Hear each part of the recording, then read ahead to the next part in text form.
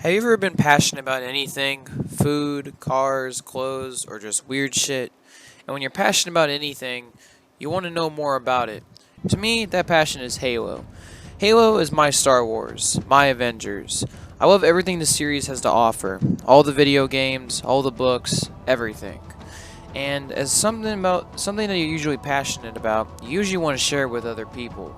And that's what I'm going to do. I want to share my passion with other people. And I want to share you my thoughts on every single Halo game there is out there.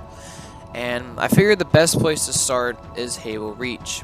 Now, Halo Reach isn't technically the first chronological video game in the series, since that's thanks to Halo Wars, and it also wasn't the first Halo game released, which was Halo Combat Evolved, obviously. But Halo Reach is an important game nonetheless. It serves as a prequel to Halo 1. It also was the first Halo game that ever got me into Halo. And this sort of sentimental value with this game is why I want to review it first. Halo Reach is a unique video game in a lot of areas. For one, it's an end of an era. This was the last video game Bungie made for Halo. And they would obviously move on to do bigger and better things. Destiny, obviously, for better, for worse.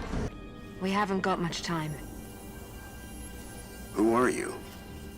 Why have you been watching us? I don't even have time to explain why I don't have time to explain. It's also the beginning of an era. The time that 343 started to get involved with Halo increased around this time, so it was the beginning of an era. Also, this video game kind of kickstarts Halo 1 and all the other games that would follow suit, so that also has it going for it. Halo Reach is a great game and one of the best games in the series in my opinion. Excellent campaign, great multiplayer, and the closest thing that Bungie had to great customization. And before we get into that, I'm going to talk about the story and recap it for people that don't quite remember. Halo Reach takes place on the planet Reach, the UNSC military heart of the galaxy, and you follow Noble Team: Carter, John, George, Emil, Kat, and Noble 6, or the Lone Wolf, or the person that you play as. Also, the Spartan that you can customize the armor to, which appears as it does in cutscenes.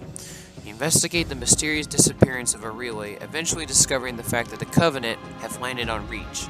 Not only that, there's also a giant armada ready to invade the planet. The game eventually falls into trying to prevent the inevitable destruction of the planet. You do this by trying to destroy pylons, doing saber-to-saber combat in outer space, getting into a cruiser and using a slip space generator to blow up a Covenant ship, and also jumping back down to the planet to help defend the city of New Alexandria from the Covenant. The story takes a hard right turn when you eventually discover that Dr. Halsey has tasked you to help deliver this AI, Cortana, which is important for the later Halo games, to the ship of Pillar of Autumn, which is an important ship for the later Halo games, by the way. Eventually, you do this and succeed by giving the AI to Captain Keyes, the captain of the Pillar of Autumn. But you do this at a cost. Most of Noble Team by this point has died throughout the rest of the campaign as you played along, and eventually as the player die on his own as the Lone Wolf. But you do succeed at allowing the Pillar of Autumn to escape the planet Reach, with the game ending as the Pillar of Autumn approaches Installation 04, kicking off the first Halo's events.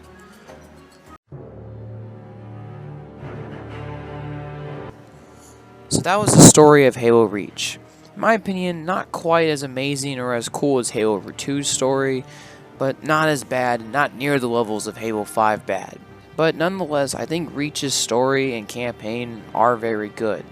For one thing, many themes resonate with me. This sort of one theme is that this inevitable dread, this inevitable death. There's this sort of feeling that yes, Reach will fall, but the thing is, what will you do? What are you going to do to help? Will you just sit by and let the Covenant take over the planet? Or will you try your best to help save humanity and try to at least prevent the inevitable end of the planet? This theme is throughout the entire game, and is shown perfectly with Noble Team. Even though against incredible odds, do their best to prevent the inevitable destruction of the planet. And it's kind of an inspiration to me in my life.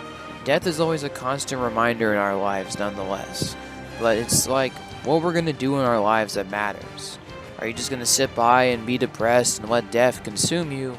Or will you try to do your best to live the fullest of life as you can? And Noble Team definitely did that, in my opinion. Many other things about the campaign and story and the game also are great. For one thing, Noble Team is great. There's many lines that I can quote from them, and the way that their armors look is very unique and original. Noble Team, in terms of characterization, is quite a double-edged sword though. For one thing, many people have complained there's a lack of characterization with Noble Team, like there isn't enough character development. And to me, it's a double-edged sword. On one side, yes, knowing more about these characters would be extremely nice and awesome, but it would also kind of take away from the whole theme of destruction and dread and the fall of the planet, and it would kind of distract us from it. While this lack of characterization does make their deaths seem a little more weightless or pointless, and I think if you can find some kind of middle ground, it would have really benefited Noble Team.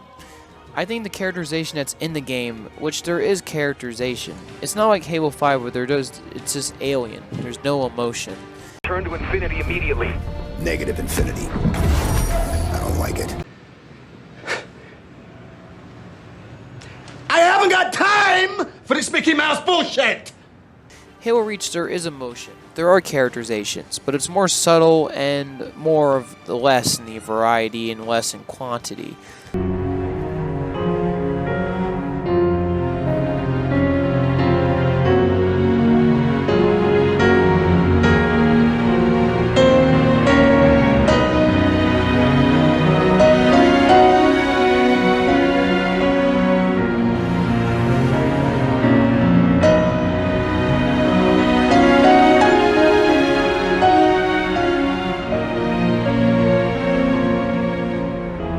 Hours. 48 hours? That's imminent? Uh-oh. Who's your money on this time? Her. You always pick her. She's always had him dialed in. But nonetheless, there is characterization in Noble Team. I only wish there was maybe a little more characterization, but not to upset the balance of the story in terms of the inevitable destruction of the planet. Nonetheless, there's other positives with the Halo Reach. I think for one thing, the campaign shows many great locations and many great levels. The campaign has a lush variety of levels and environments you fight in. You can go from New Alexandria, to the stockyards of the Pillar of Autumn, to the Covenant Cruiser, to the grasslands of Reach.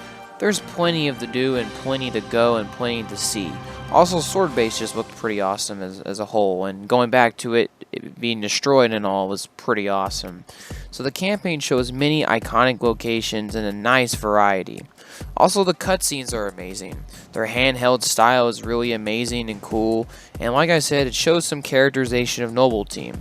Maybe not a huge amount, but enough to at least understand and like these characters in my opinion. Also, the new Spartan abilities are amazing. Now, I know Sprint is a pretty controversial topic in the Halo community, and I personally have never had a problem with it since sprinting has always been a major part of modern shooters. But what's nice about Halo Reach is it has something for every Halo fan. You can kind of just, not equip Sprint as an option, and you can just equip Armor Lock, which is a really bad Spartan ability, by the way, as an option. And it makes every Halo player at least a little bit happy, so it's got some a little bit for everybody. Also, the campaign has many iconic moments, and the sort of death of Noble Team was really hard and tragic to see. It really emphasizes the sacrifices that were made to help at least try to save the planet Reach, or help try to delay the inevitable end to humanity, or at least the lack of an end of humanity. And that's what's important about Halo Reach. Realizing the fact that humanity did its best against the Covenant and that their sacrifices were not in vain. Also gives a little more background in the weight of things in the later Halo games. Like when you see Master Chief try to save the world, you know the stakes are huge and high, especially when you realize all the sacrifices were made on Reach to get to this point. Now, is Halo Reach's campaign and story perfect? No. I think for one thing, like I said, with the characterization of Noble Team, maybe a little bit more could have helped. I also feel like the Covenant should have had a real antagonist in the story. Now, I'm not saying that, once again, there should have been a full-on two-sided campaign like in Halo 2. But what I'm saying is an antagonist would have helped. Now, like the characterization of Noble Team, it's a double-edged sword. For one thing, the Covenant not having a single antagonist does make them a little more scary.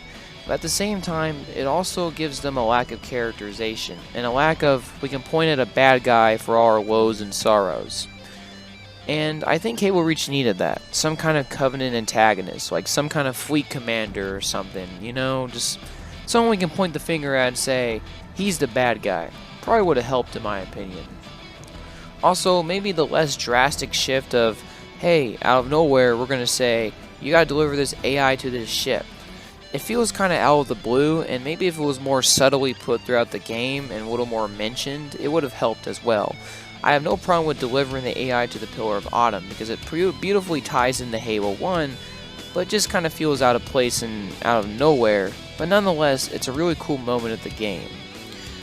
And like I said, many other parts of the game are also really amazing. The weapons are great, some of the new abilities are cool as hell, like Drop Shield and Hologram as the Spartan abilities are great, and it explored sort of the prototype of what Spartan abilities would become in the later Halo games. This game is also it fits in pretty well with the Fall of Reach book in my opinion. There's other videos explaining how these two are connected, but it fits in pretty decently in my opinion. Overall, the Halo Reach campaign is really solid. It's not great, it's not beautiful, but it's pretty good. It was a great way to end the Bungie era of video games, and it would also begin the 343 era of video games for better or for worse. And the multiplayer. I know I didn't mention the multiplayer much in this review, since I mainly just reviewed the campaign, and that's what I mainly care about when it comes to the Halo games, but the multiplayer was also really solid. For one thing, the customization of your Spartan was amazing in this game. No other Halo game has ever came close to the level that Reach had with its customization. You can customize your Spartan pretty well, and not only that, but you can customize and get parts for your Spartan in-game. You don't have to buy loot crates or loot boxes to get it, you just have to freaking earn your way through the game, which is awesome. And also, it appears as it does in cutscenes, which I mentioned before, is amazing.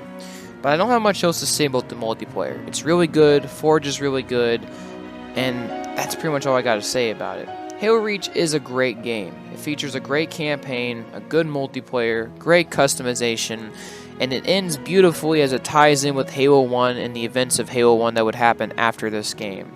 It's a good beginning to the Halo series, and if you're a Halo fan, I would highly recommend to get involved with Halo Reach, if you want to. And it would obviously, you know, leave an era of Bungie that obviously Bungie fans will miss to this day.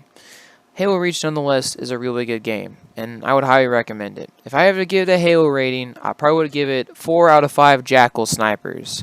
It's very good.